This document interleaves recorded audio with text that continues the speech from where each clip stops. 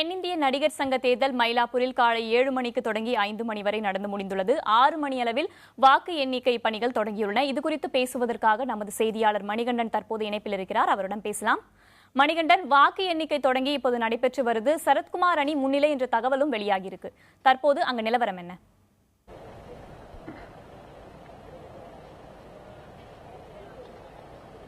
சரியாக 6 மணிக்கு தொடங்கிய இந்த வாக்கு எண்ணிக்கை தற்போது வரை நடைபெற்று வருகிறது. சற்று முன்புதான் தபால் வாக்கு எண்ணிக்கையுடைய விவரம் தெரிய வந்திருக்கிறது. தபால் வாக்கு மொத்தம் 783 வாக்குகளில் முதல் 50 வாக்குகளை எண்ணி முடித்திருக்கிறார்கள். அதில் சரத்குமார் அணியைச் சேர்ந்த துணைத் தலைவர் பதவிகளுக்கு போட்டியிடும் சிலம்பரசன் மற்றும் விஜயகுமார் முன்னிலையில் இருப்பதாக நமக்கு தகவல் தெரிவிக்கப்பட்டிருக்கிறது. அதன் பிறகு வெளியே வைக்கப்பட்டிருந்த இந்த அகண்ட திரை நிறுத்தப்பட்டிருக்கிறது. உள்ளே என்ன நடக்கிறது என்ற விவரம் தற்பொழுது நமக்கு தெரியாத வண்ணம்தான் உள்ளது. இதற்கு முன்பு வரை உள்ளே நடக்கும் அனைத்து சம்பவங்களையும் நேரடி ஒளிபரப்பாக இங்கு செய்யப்பட்டிருந்தது. ஆனால் சற்று நேரத்திற்கு முன்புதான் இந்த அகண்ட திரை நிறுத்தப்பட்டிருக்கிறது. தொழில்நுட்ப கோளாறு காரணமாக நிறுத்தி வைக்கப்பட்டிருக்கிறதா அல்லது வேறு ஏதாவது காரணம் உள்ளதா என்பது குறித்து தற்பொழுது நாம் விசாரித்து வருகிறோம். மேலும் இந்த சரியாக 6 மணிக்கு தொடங்கிய இந்த தபால் வாக்கு சற்று முன்புதான் என்ன தொடங்கி இருக்கிறது.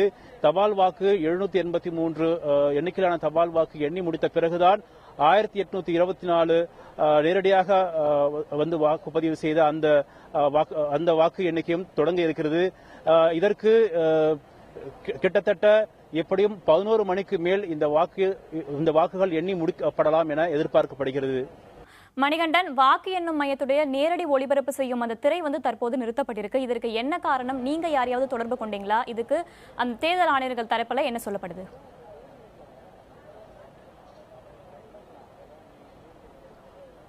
கணேஷ் தெரிவித்தவாறு நாம் தேர்தல் ஆணையர் தரப்பில் தொடர்பு கொண்டு கேட்டபொழுது அதற்கு அவர்கள் தொழில்நுட்ப கோளாறு காரணம் என்றுதான் தெரிவித்திருக்கிறார்கள். இது நாம் அதிகாரப்பூர்வமான ஒரு தகவல் என்று எடுத்துக்கொள்ள கூடாது. ஏனென்றால் நாம் நேரடியாக தேர்தல் ஆணையரை தொடர்பு கொள்ளவில்லை. தேர்தல் ஆணையர் அலுவலர்களை தொடர்பு கொண்டு கேட்டோம். அப்பொழுது அவர்கள் இது தொழில்நுட்ப கோளாறு தான் என்று நமக்கு தெரிவித்திருக்கிறார்கள். மற்றபடி கணேஷ் தெரிவித்த காரணமாகவும் இது வெளிப்படையாக இங்கு பேசப்பட்டு வருகிறது.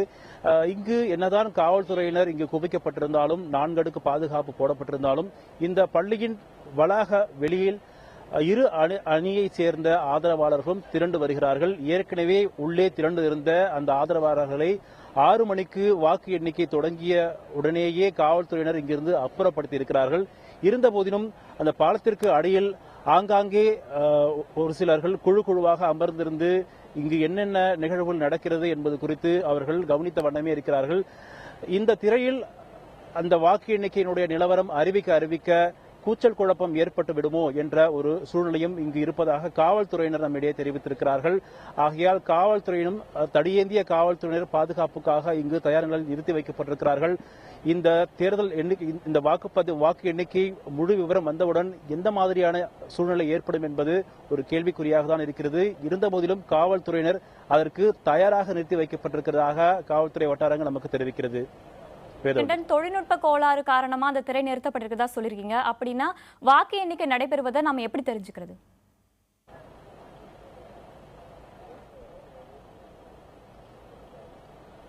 வாக்கு எண்ணிக்கையுடைய தகவலை நாம் அங்குள்ள தேர்தல் ஆணைய அதிகாரிகளை தொடர்பு கொண்டு அவ்வப்போது கேட்டு தெரிந்து கொள்ள ஒரு முறை இருக்கிறது.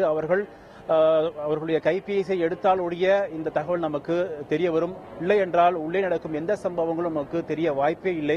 ஏனென்றால் ஒவ்வொரு நிகழ்வுகளும் நாம் இந்த நேரலை மூலமாக வெளியில் வைக்கப்பட்டிருந்த அகண்ட திரையின் மூலமாகவே அவர்கள் அந்த அணியினைச் சேர்ந்தவர்களும் சரி, பத்திரிகையாளரும் சரி, காவல்துறையும் சரி இதை கண்டு வந்தோம். ஆனால் தற்பொழுது அந்த ஒரு வாய்ப்பும் நமக்கு தரப்படவில்லை. தற்பொழுது வரை அவர்களுடைய கைபேசியை எடுத்து வருகிறார்கள். ஆனால் போக போக இந்த ஒரு வாய்ப்பும் நமக்கு கிடைக்குமா என்ற ஒரு சந்தேகம் நமக்கு இருக்கிறது.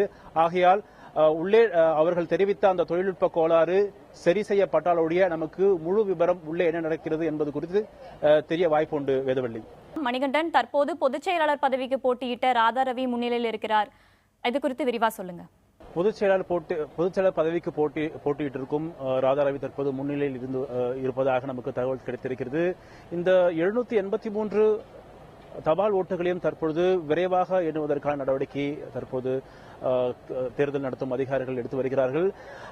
இந்த தேர்தல் நடத்தும் ஆணையர் திரு ஓய்வு பெற்ற நீதிபதி பத்மநாபன் முன்னிலையில் இந்த வாக்குகள் எண்ணப்படுவதால் சற்று காலதாமதம் ஆவதாக உள்ளே இருக்கும் அதிகாரிகள் தெரிவித்திருக்கிறார்கள். அதுபோல வெளியில் இருக்கக்கூடிய இந்த அகன்ற திரை ஒளிபரப்பு நிறுத்தப்பட்டிருக்க காரணம் தற்போது அதிகாரப்பூர்வமாகவே அறிவிக்கப்பட்டிருக்கிறது. உள்ளே இருக்கக்கூடிய தேர்தல் அதிகாரியை தொடர்பு கொண்டு கேட்டபொழுது இது இரு தரப்பினரும் கேட்டுக்கொண்டதால் தான் இந்த ஒளிபரப்பை நிறுத்தியிருக்கிறோம் என்று நமக்கு அவர்கள் அதிகாரப்பூர்வமாக தகவல் தெரிவித்திருக்கிறார்கள். தற்பொழுது நாம் அவர்களை தொலைபேசி மூலமாக தான், செல்பேசி மூலமாக தான் தொடர்பு கொண்டு உள்ளே நடக்கும் அனைத்து விஷயங்களையும் நாம் தெரிந்து கொண்டிருக்கிறோம். தற்பொழுது நீங்கள் கூறியவாறு ராதாரவி தற்பொழுது முன்னிலையில் இருந்து கொண்டிருக்கிறார். மேற்கொண்ட விஷயங்களை நாம் செல்போன்கள் மூலமாக தான் அவர்களிடம் கேட்டு நாம் தெரிந்து கொள்ளக்கூடிய ஒரு சூழ்நிலை இருக்கிறது.